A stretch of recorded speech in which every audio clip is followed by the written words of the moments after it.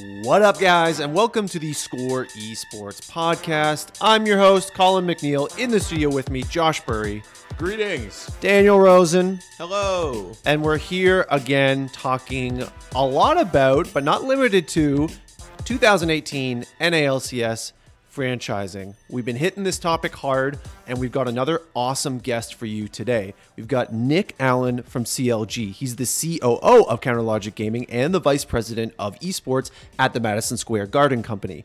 We're really excited to talk to him, but right before we get into that, guys, I do have to tell you about the ScoreEsportsBuilds.com. It's a new builds calculator we came up with here that's going to help you take your League of Legends skills to the next level. You get to see which champs and builds the top pros are playing, and you can use it to dominate all your games, all with the ScoreEsportsBuilds.com. It's time to make building your champions easier. Introducing the Score Esports' new Builds Calculator, which allows you to plug in items and runes to figure out which build gives you the best stats. The new Builds page also gathers information on what the top players and your favorite pros are building, so you'll be able to try them out yourself. Take control of your champion and try out the new feature on the Score Esports' Builds website by clicking on the link in the description below.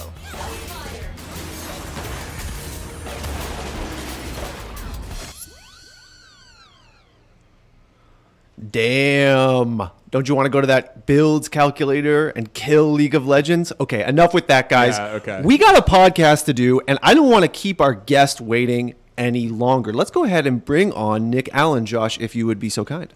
Nick, thank you so much for joining us.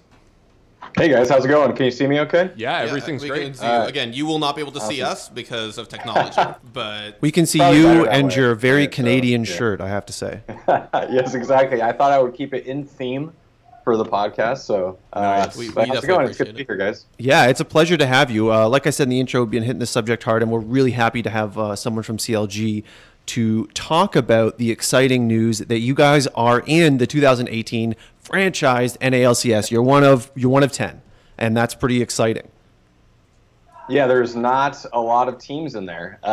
It's it's a pretty grueling process, and honestly, I wasn't there for the beginning stages of the interview and application process. But coming into CLG, I'm really excited. Next year is going to be crazy, and the off season has already proven to be a huge shakeup for not only the NALCS but for the whole League of Legends ecosystem. So we're only just getting started. So it's going to be really exciting. Well, I'm glad you brought up just a moment ago that you weren't there for the beginning, because I know that you were publicly announced in September, I believe, which was obviously after the application deadline process. When exactly did you come into CLG's application process? Yeah, so I wasn't in the interviews myself. Madison Square Garden and George and Devin led the charge there, and I think I accepted the role in August and started giving having a little bit of conversation, but also trying to be mindful of my roles and shutting down over as the head of esports at Twitch. And so really, I didn't come in until a little bit pretty late in the process, and helped to when I came in, help sort of close and wrap up that chapter of the application process, help to drive things forward and prepare whatever was remaining. So I came in at the tail end. Riot knew somewhat early, or like on the earlier side in the process, that I was going to be joining CLG and was excited about having me on board and working with me, since I have my history at Riot back at 2015 and beyond, and prior. Okay, so that being said, would you be able to talk a little bit about that franchise process, at least the parts that you were directly involved in? Now, I know some NDAs cover some of that stuff, but hopefully you could give us a bit of an idea of what you guys prepared for Riot and what avenues you were hoping to hit to convince them to let you be one of these 10 teams. Yeah, so they asked a lot of high-level questions without getting too much in the nitty-gritty and just trying to be mindful of, the confidentiality.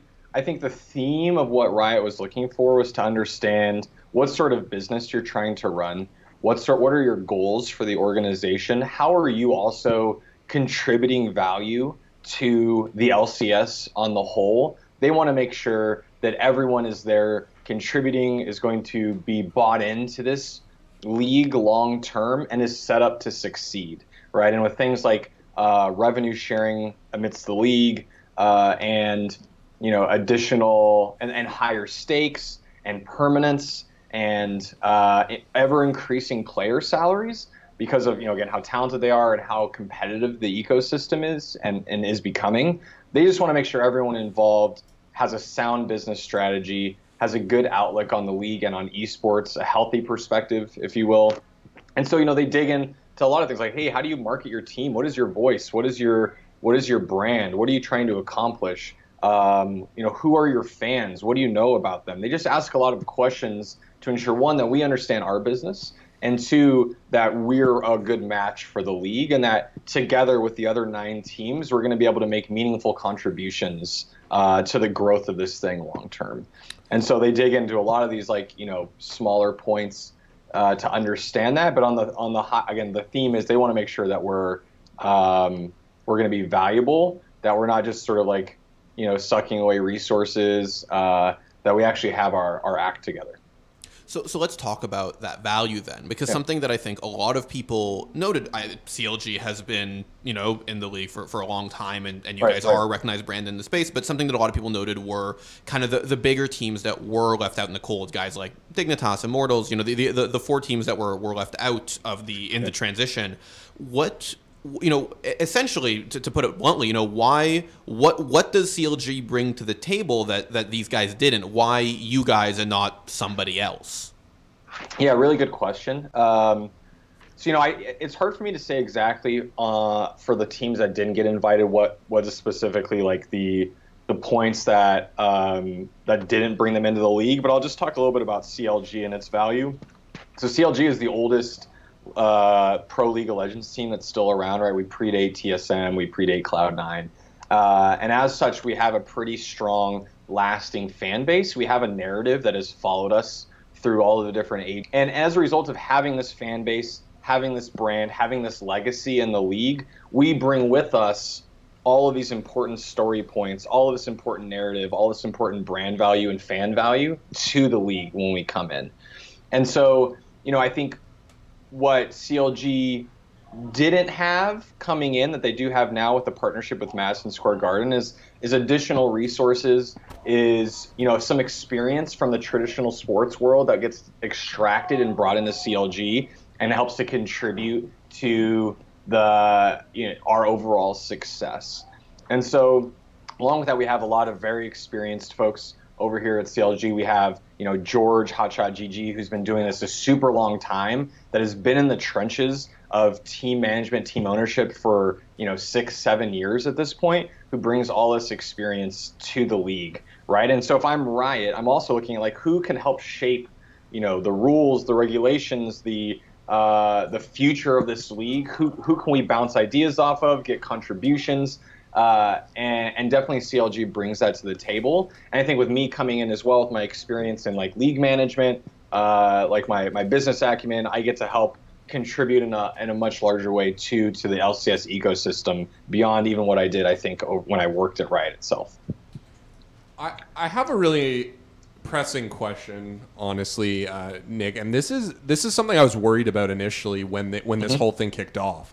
So in the run-up to franchising, and while we were working on the reporting and then reporting the fact that there would be applications and whatnot, there were a lot of headlines about organizations that were bringing in funding. They were bringing in, they were doing funding rounds. We had Cloud9, we had Axiomatic with Liquid become their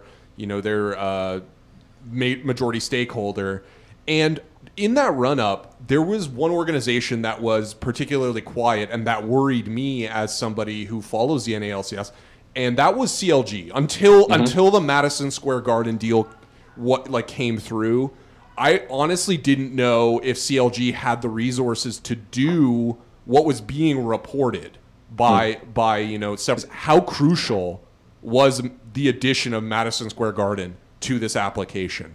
Was this basically what needed to happen in order for CLG to make this leap?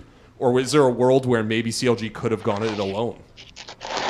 Yeah, I think there's definitely a world where we get in alone, but I think, not to speak directly for George, who was here during that process, but I think we knew as an organization that we needed to help transition from the era of esports that we know now to what's coming, right? Like, we are currently in I'm sitting in the midst of a gaming house right now, and we as CLG needed a partner to come in to help, to pair with, to make that happen and sort of usher us into the new era of LCS, but also esports.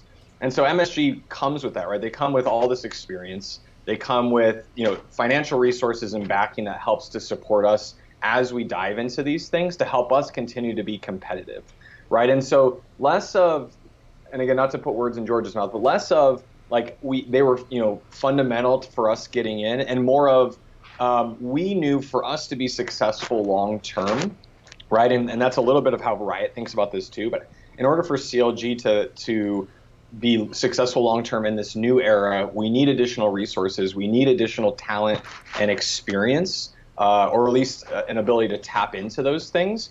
And so we were looking for a partner who really complemented the things that we already do, right? And so Madison Square Garden is, again, obviously quite biased, but the perfect match for that because of all their experience, because of traditional sports with coaching and infrastructure. Like, we get to talk to team doctors and understand how they do things, right? Like, we anticipate and we plan to be cutting edge in terms of bringing that traditional sports experience, where applicable, over to esports. And so, again, like, to answer your question, there is a world in where CLG gets in regardless, but I think we want to make sure that when we did get in, heading into 2018, we were set up to succeed and be the competitive championship team that we want to be, but also that fans want us to be. And that's what this partnership enabled. And I think that perspective, that outlook, those goals and desires were identified by Riot, right? They're saying, like, okay, CLG really is in this to win, to be a dominant team in the LCS, to have a legacy that continues on years and years to come, and they're making the moves necessary to continue that trend, right? And so that effectively was rewarded by a permanent partnership in the LCS. Well, Nick, you've already sort of helped me bridge this question, but I did want to ask at some point about the non-endemic money coming into esports in general, not just Madison Square Gardens, but over the last year, we've seen a lot of that, especially from traditional sports teams and especially from the NBA. I think we're in a situation, we're in like a watershed moment where esports has got to where it is a lot on the back of its own channels, its own fans, right? It has its own broadcast pipelines. It has its own a demographic that it leverages that it's difficult for other media to leverage. And now we're at a point we're seeing all this outside money and, of course, with it, influence come into the scene. And my question, I guess, generally is, what does esports need this for? What does esports need Madison Square Garden Company for? Or does Madison Square Garden Company need esports? Gotcha. Great question.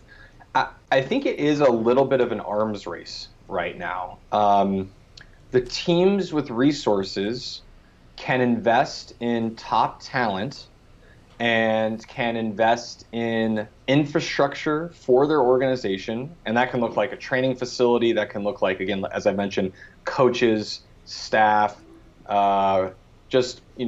resources, new equipment, right? Cutting edge training. And when there is a pairing of traditional sports organization with endemic esports team, or endemic esports players in the case of like Golden Guardians with Hunter Lee,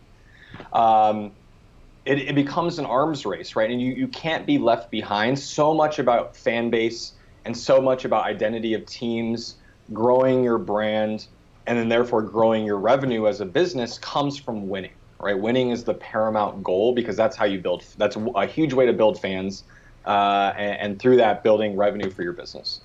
And so if you aren't winning, if you don't have the infrastructure and support, you're left behind, right? And you become you become a mid to bottom tier team. And so I guess like it's driven this idea of like non-endemic sports investment dollars coming in, at least from my perspective, is driven by the fact that some people went this route, right? That doing this route allowed them to invest deeply into all these things that help you win. And in order for all the other teams to keep up, they had to do so as well. And so like the question is like, does esports need it? I would say probably not, right? Like we have an endemic audience. We have a strong fan base. We've done it our way for a long time, right? Which is Twitch, and before that, Justin TV, and before that, all the different ways that we consume this content through VOD and whatnot. And so does it need it? Probably not, right? But it's becoming more and more competitive as there's more and more opportunity around revenue and media rights and merchandising and in some cases ticket sales and other things. And so as a result, you're seeing all these people needing to feel like they need to keep up, and infrastructure is a way to do that, right? And so in summary, like it's needed because some of the teams are doing it, and it's allowing them to push forward and have these absolutely insane rosters and infrastructure. I think TL is a good example of that. And so in order for us to keep up, right, we also need these additional resources. And so, again, it's an arms race, and this money is helping every team sort of play on a level playing field. But I think for CLG specifically, there was a lot of different parties that we could have worked with in this type of partnership. And we really wanted an organization that brought more than just like resources and dollars, right?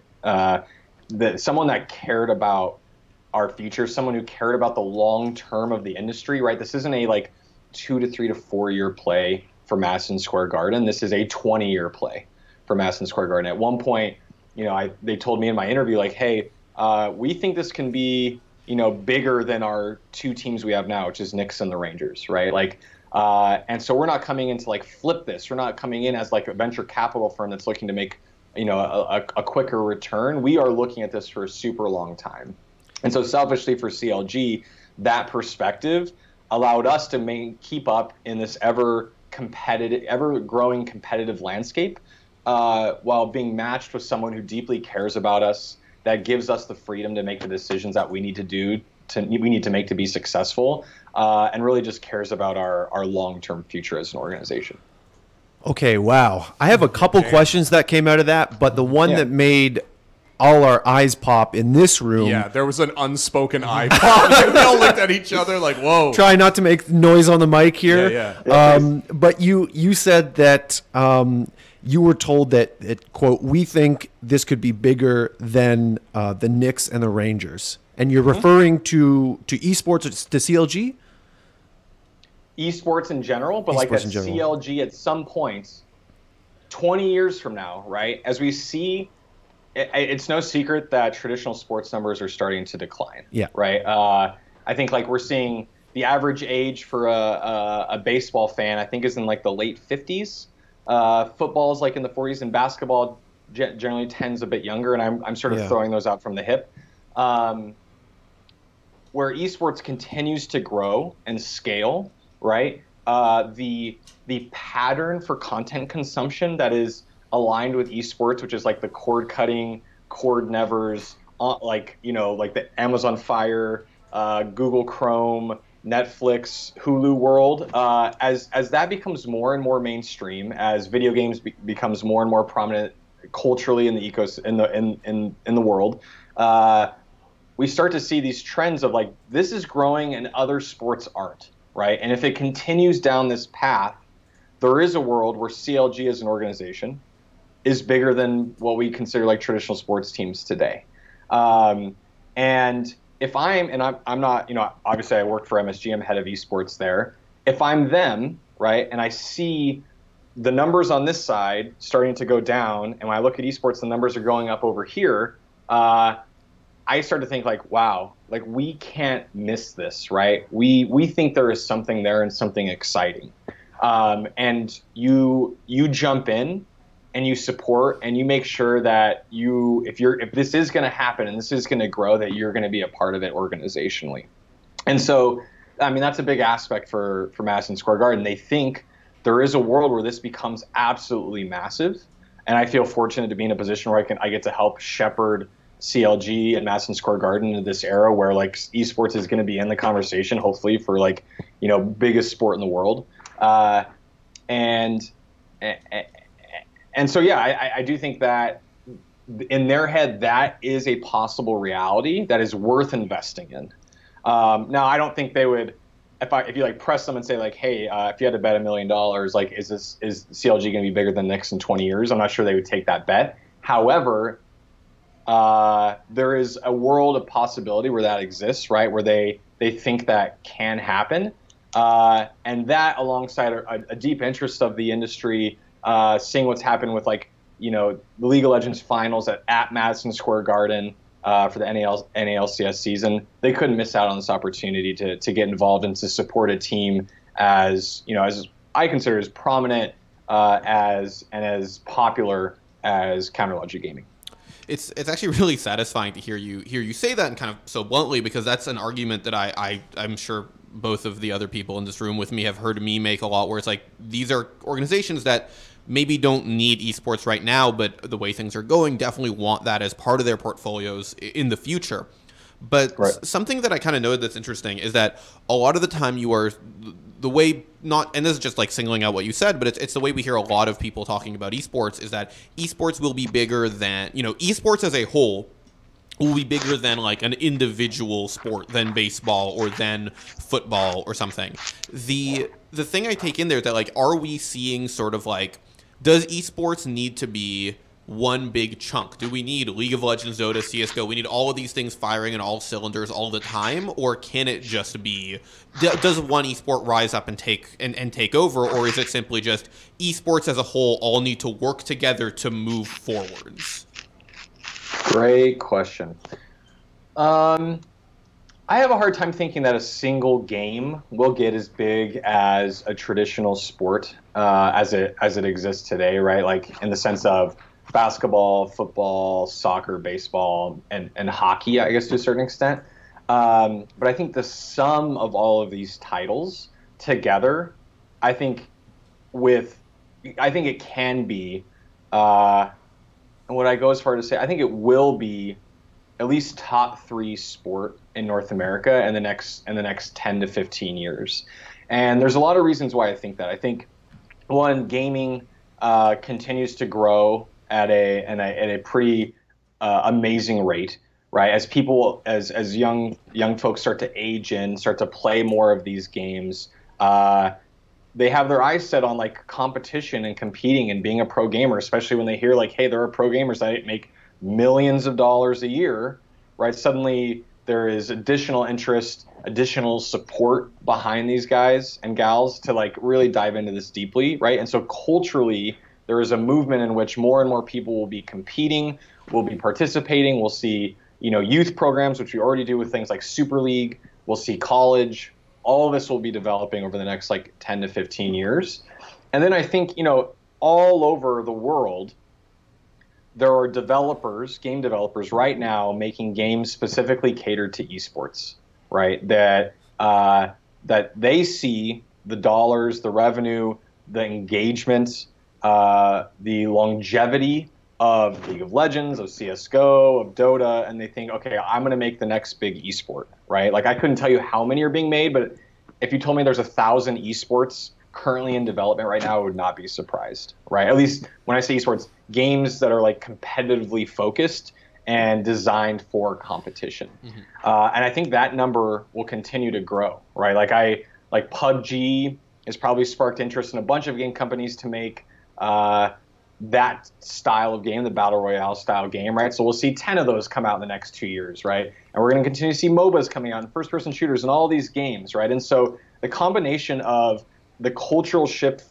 for young people to be competing and engaging in this, right? Something that is generally seen as accessible because there's no, like, I don't need to buy a bunch of like pads and gear for my kid. I have a computer at home and they can play, you know, versus football. As that cultural shift continues to happen, as game companies continue to have a very competitive design perspective on when they're making games, and the consumption patterns continue to change around content. I think all of these things come together to really grow this thing to be massive. Now, I don't think that we're going to see the sustained growth that we've seen in the last like 2, 3, 4 years with esports, where this thing is like hockey sticked and gone crazy. I think we'll hit a pretty standard healthy growth rate for the industry. But with that steady growth, with infrastructure development, I do think that this thing is going to be huge globally. And I think the only thing that really that's working against it is the evolution of technology. With technology being the foundation for esports, are people going to be using computers in the way that they do in 10 years, or is it VR or what have you, right? So like the idea that like competitive games will be played in the same way in 10 years could work against this effort and completely change how everyone thinks about competitive gaming. But aside from that, I do think that there's going to be some pretty astounding things to happen in 10 years that's going to position esports as a whole thing, as an umbrella over the top of all of these games, to be huge globally over the next 10, 15 years. Ooh, Nick, once again, lots to unpack there. Lots of questions spring from my mind. But I do want to just drag it back just a little bit to something you said a few minutes ago, where you were saying that a lot of this investment in this new infrastructure that's coming in is going to help teams win. They're going to win more, and winning is success. You're going into a league, the 2018 NALCS, where relegation is functionally eliminated. So there's really no fear of bottoming out just for a year and then, we're out of the league, we've lost our investment.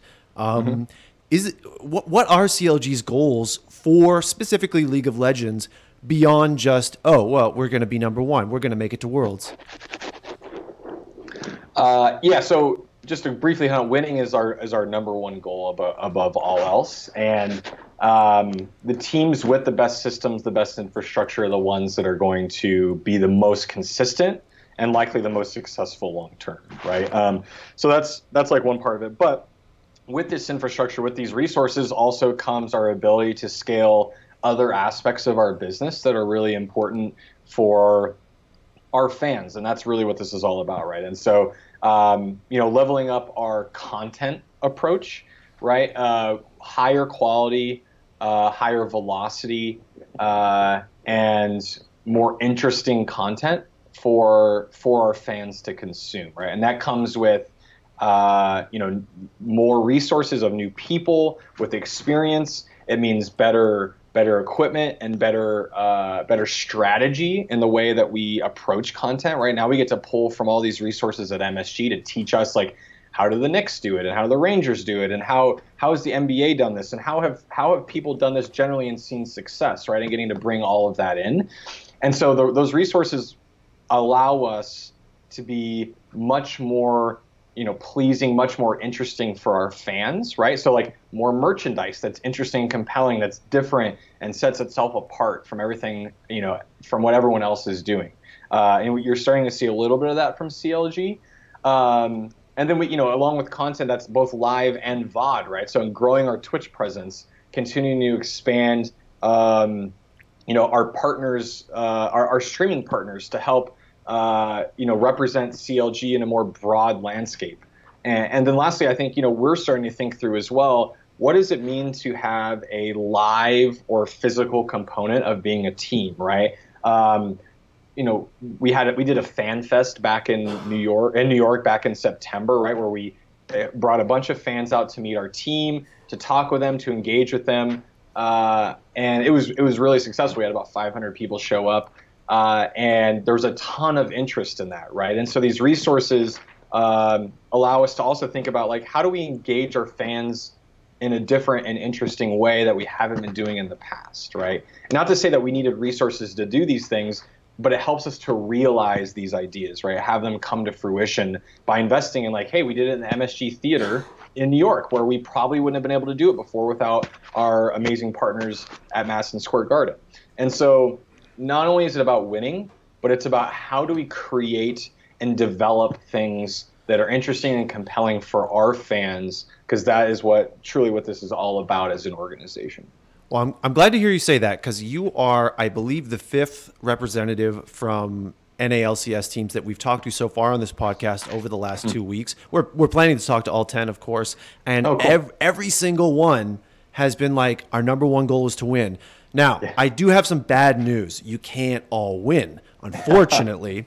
So I'm glad to hear you talk about the content side of things, especially as, you know, I'm speaking as a Toronto Maple Leafs fan. Now, anyone who doesn't know NHL out there, this team doesn't win. They only lose, but they haven't had a not sold out game, and you don't see, you know, anyone without a jersey or a hat in the city of Toronto for however many years, right? So it has to be like, it can't just be winning. Like, I'm so hung up on this question. These guys will tell you. I'm always like, it just can't be about winning. Not everyone can win. It's math. Well, it's right? like, but on the one hand, though, I think one of the interesting things about it is, I think, Nick, what you said is true, that currently in esports, there is a very strong value to winning. Can't disagree with that. That might speak to the relative youth of esports, right? Like imagine the NHL was created overnight and none of the teams had any city affiliation. You'd be like, well, I like the team that's got the great players, right? Of course. Well, the Toronto Maple Leafs are a generational team, right? Your dad liked them, his dad liked them, your best friends liked them. I totally understand that. It's just something that's sort of always front in my mind. My dad liked them. I betrayed him for the Montreal Canadiens. That is disgusting. Yeah. I'm the only person in this room who doesn't watch any sports, so I'm deeply Nice. lost. Yes. Deeply lost. Well, let's get Dan back on track, because I actually wanted to ask Nick about the Counter-Strike situation. Just recently, CLG announced that you guys were parting ways with your main Counter-Strike roster and also, I believe, your Academy roster. You kept CLG Red, which I want to talk about. But first, I would like to see if you could give us an explanation as to why Counter-Strike wasn't working for CLG. Yeah, so... you know, I think a lot of teams find success in Counter-Strike and being able to meaningfully engage fans, being able to meaningfully drive revenue around that title. And it's not that we didn't like Counter-Strike. We loved our players. They have great personalities, and obviously there's bumpy roads throughout, and that's with any team. But honestly, it was about the fact that we as an organization weren't able to be as successful in that sport as we needed to be, both from like a revenue and engagement perspective, which meant it limited our ability to make the moves that we needed to make to be the championship winning team that we wanted to be in the ecosystem. If you jump on the CLG subreddit, we got a ton of feedback from fans like roster changes need to happen, you know, like something needs to change. And honestly, we just weren't in a position to be able to make those moves. And so we just felt that we, as an organization right now, are not in a position to support a CSGO team in the way that we needed to support them. And we felt the best way that we could support them going forward is by freeing them up to pursue opportunities with teams that can give that full support right now. Now, this probably isn't the end for us in CSGO. Me coming in, I'm starting to, like, from the ground up, starting to assess, like, how do we do this right? And that goes with any game, right? Whether it's CSGO or Rainbow Six or what have you, right? Like, I want to have, as the new, you know, head of the company, want to have a clear understanding of what is the value that this brings in. What, you know, if this isn't going well, right, from like a winning perspective, what changes will we need to make in, you know, a year's time? What do those changes mean for organization? What will those changes cost the organization? And have a really clear understanding of like all the different paths a team can take to make sure that we can make the decisions necessary to move in the right direction. And me coming in, just starting to get a grasp of that, it took a while for me to understand the CSGO landscape a bit better, to understand where our team was at. We felt that, again, moving out of CSGO, at least in the immediate term, was the right move for our organization, but also the players and staff supporting that team. Josh, Rainbow Six. It's our new favorite esport, CLG Rainbow Six. I'm so happy to hear you say Rainbow Six. I'm biased because I love the game, but I actually think this game has some potential. It's really exciting to hear you mention it offhand like that. No promises. Given that you guys have had to bring it up the last 2 times it's come up on the show. Yeah, no, I think it's really cool, and the developer has been very supportive of it, which I think is really important if you want to play the long game for a game like if you release a game and like we want it to be an esport, and then after 1 year you're like, well, it didn't quite work out the way we thought, so. Sorry, guys. Then you're not really giving it the college try, like. Right. No, I agree with that. Right. Like you got to stick it out and try new things and see how it goes. I know they have like I think there's a new patch out. There's like a lot of stuff going on. Ubisoft continues to support the game, and I have a former colleague that works over there that speaks very highly of like where they're going and what they're doing. So it's definitely on our radar. No promises, but definitely in the conversation of things that could happen. But it is an exciting and interesting game. Continues to do well. Yeah. I'm also kind of excited about it because you can play as a Canadian in it, which is pretty rare. Like even Overwatch, right? Even in Overwatch, you can't play as a Canadian, right? There's no Canadian character. Not to our knowledge. There might be a secret Canadian. I don't know. Far as Dad is Canadian, maybe, right? But it's very like retconny and not great. She's like maybe part Canadian. I don't know. That doesn't do it for me. Give me a lumberjack hero. But anyways, we're getting super off topic. CLG Red. I wanted to ask about CLG Red, Nick, because obviously you kept them on, and I'm interested to know how you view that team, that scene, and what Counter Logic Gaming brings to that. Yeah. CLG Red continues to be a really important aspect of our organization. I personally believe, and organizationally we believe, that there needs to be more female representation in esports. I've been personally saddened by the fact that there is like a reduction in female tournaments and competitions in the CSGO space as of the last year. There's starting to be a lot of growth in that front, but it's starting to take a downturn, and that's really unfortunate. And so, like, we want to continue to support that. We want to continue to field a winning team as well. It's not just about our belief in that aspect of the ecosystem, but it's also about we want to win, right? And we want to win in every way that we can.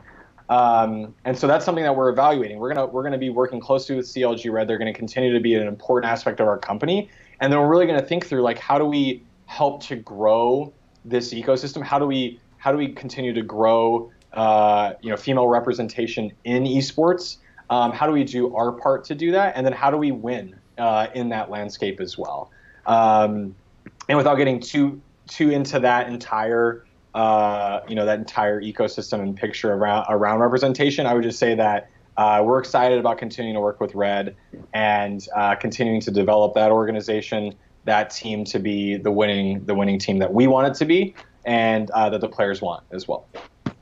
That makes a lot of sense. I want to jump a little bit to current event stuff as before we start to wind down. And I want to ask you a little bit about net neutrality, which is something you just came off of. Sorry to say it so fast. I feel like I'm slipping under the rug or something. Net neutrality. You just like recently are coming off of your position at Twitch, and Twitch just sort of came out with their big, very, very strong stance against the decision that the FCC is talking about of repealing net neutrality. And I'm wondering, for you in your current position, even in your former positions you held at Riot and at Twitch, what do you think that, or how do you think, if at all, the repeal of net neutrality will have an impact on esports, either for players or for organizations like CLG?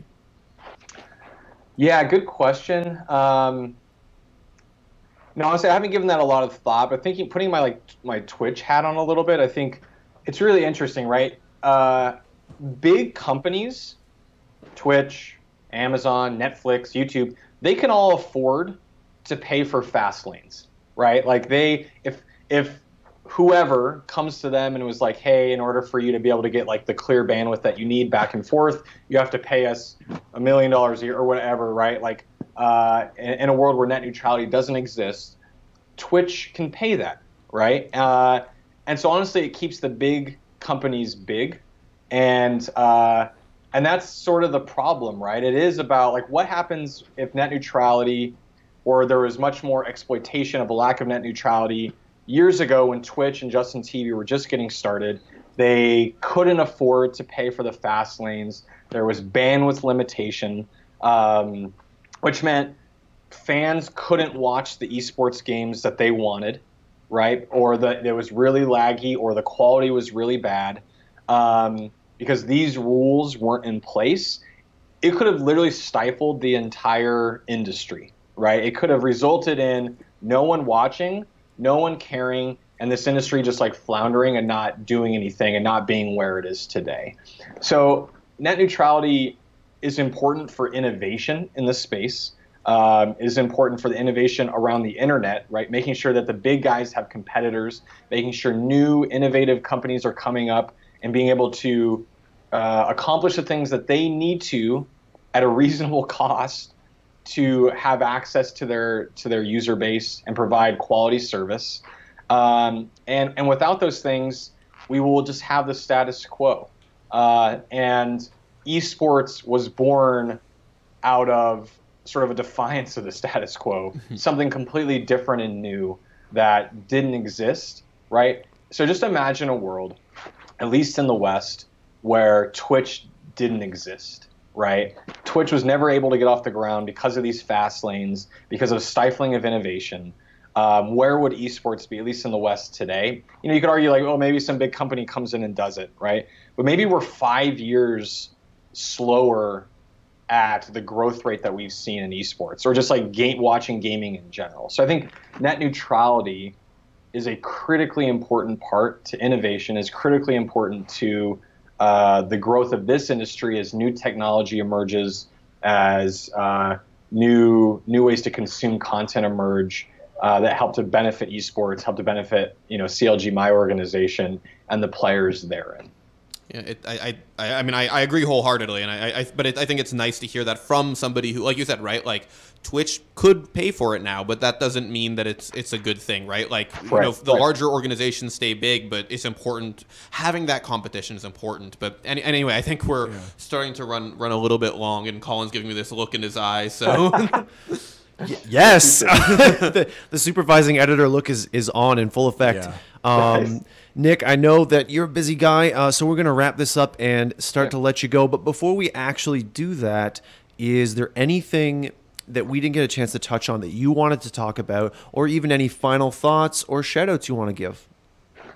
Yeah, you know, I think in closing, thanks for having me on, guys. I really appreciate it. You know, I think there's been a lot of questions from our fans about CLG and sort of what's going on over here, and we've had some you know, staffing changes and different things. And I would just say, you know, like we're going to make an effort to be more transparent. You know, we keep throwing this word around, transparent as an organization, but really meaningfully want to get in front of you guys and talk more about what's going on with CLG. And so like podcasts like this, thanks for having me on, guys, is one way that we get to do that. And you can, and fans can expect to hear more from us. But at the end of the day, like, just really thankful for all of the fans that continue to support CLG through you know, this transitional time as we jump into 2018, as we jump into the permanent partnerships with LCS. And yeah, we love you guys, and we're just so thankful for you. Well, Nick, we are just so thankful for you making time for us. It was a real pleasure speaking, and we can't wait to see what CLG and the other teams have in store for 2018. Thanks, guys. And who do you think is going to be like top 3 teams in LCS? Oh, what? That's a big question. Honestly, and this is without like any bias from me being, CLG's roster looks really strong. Like Rainover and Biofrost are very good players. Liquid's roster is very scary. No hate here. TSM, C9. I'm going to do it. I'm going to say Liquid. I'm sorry, Nick. I'm sorry. It's okay. Liquid's roster. Prove you wrong. Hey, I love that. Liquid's roster looks so good on paper. Can they make it work? Liquid's roster has looked good on paper before. I'm a man of faith. When was the last time it looked good on paper, though? Like be honest with me. Like a year and a half ago. A year and a half. Okay, sure, I'll give you that. I don't know. Oh, boy. Look, guys, I don't want to give you a meaningful ranking because I will be wrong, and my top 3 teams will be dead last, like you know, 7, 8, 9 kind of thing. Curse. But I think maybe my boy Nade Shot is going to bring his 100 Thieves to number 1. And the only reason I'm not basing that off of anything real or the roster, just he is a crazy guy and he said crazy stuff and he was a personality. That is why you will not be participating in the preseason power rankings for League of Legends. I will not. I will happily edit that article, but I will not write. I will not write about that. I had a great conversation about that, but I do, however, want to have Colin in my fantasy. Though, yes, please join our fantasy league. I'll join. Wins. See, I am proof that it's not just all about winning, right? I need that pizzazz. I need that branding. I need that fire, baby. Boy. Bring it to me. Make me a fan. I'm a free agent fan. Come get me. Come get me. Come on, hey CLG, it's nice. Come on over. We're gonna have a good year. So I'd be totally down with that. I'd really like you to get back into Counter-Strike, though. Not gonna lie. No promises. Keep an eye out for sure. Oh yeah, will do. Nick, once again, thank you so much, and I hope we can have you on again soon sometime. Yeah, thanks, Nick. Yeah, I like that. Thanks, guys. All right, have a good one. Take care. Wow. Okay, that was really good. That was great. We I could have enjoyed talked that. another hour, like legit. Honestly, could have talked another hour. All his answers brought up so many like avenues we could have gone down. Yeah. Like if we had the time. Oh my god. Yeah, and there were questions I want to ask that we didn't even ask. So it was. I am stuff. quite pleased that he said that, among other things, CLG CS:GO didn't make financial sense. Well, it was like I know that's obvious, but it was having it out there simply that like you want, as a brand like CLG, as a brand that stands for having great teams, the team just wasn't succeeding particularly enough. And you have C9 and Liquid dominating North America right now, and CLG is not making inroads in NA. They're not making inroads internationally. It's you want to have a team that is associated with how good you are. Yeah, but I mean, like, this is almost me going back to, like, not everybody can win. Right. Like, there's a lot of NA CSGO teams. Only 2 of them are called C9 and But Liquid, you could right? theoretically be good enough, right? Like that, but that roster wasn't doing well enough to justify it. No, it's true. I mean, Misfits sort of has begun to take that sort of, like, surprise 3rd spot. We got Optic Gaming doing some really cool these shit. are teams that are clearly succeeding enough in their own rights, and that team just wasn't. It's just it's interesting. You could always go the phase route too. Yeah. You could always look at Europe. It's true. Like CLG, traditionally North American organization, but FaZe came out of nowhere, bought a great roster, and then they've since assembled other rosters. Pack up and move, or you might alienate existing fans. That's true. That's true. I don't Josh, know. I'm so sad you're know. playing Power Move and not Faith. You got to have Faith by oh goodness. Is it George Michael? George Yeah, Michael. we're talking I'm not about playing that. Faith by George Michael. The most dangerous blank. You could see my reaction on the YouTube VOD if you want. I looked at Dan and I was like, is he gonna? No. Sorry. I'm really sad you're not playing George Michael. I don't think we have the licensing for Yeah, that. don't play that. I don't want this taken down. Colin could sing it. Is that Gotta allowed? have faith. No, Yeah, don't. 30 seconds. 30 seconds. That's all you get. No, I don't have it. I'd rather sing a Wham song, but I'm not gonna do either of those things. Would you rather freestyle rap? Yes, I would actually. Could Don't you do do- that on the podcast. No, that's fair. Please don't do that on the podcast. I probably won't. I'll probably say some stuff I'll regret. Some really like grimy gutter shit. So we're Gee, five what time is it? Please take me out of this hot room. We're Colin. 5 out of 10 though now, right? Is this 5? What's that? 5 out of 10. 5 of 10. I was just about to say this is 5 of 10 NALCS representatives. We're halfway there, guys. We're gonna do all 10. Mark We my are, words. however, not living on a prayer. We are not. We are No. living in reality. Stay tuned for more. That's right. With that being said, we'll go ahead and wrap this awkward ending Colin up. was not ready for me trying to throw to him. No, not particularly. But you know what? I'll play close to the chest on this one. And for Josh Burry and for Daniel Rosen, I'm Colin McNeil saying until next time, until the next NALCS representative, GG. Liquid looks good on paper.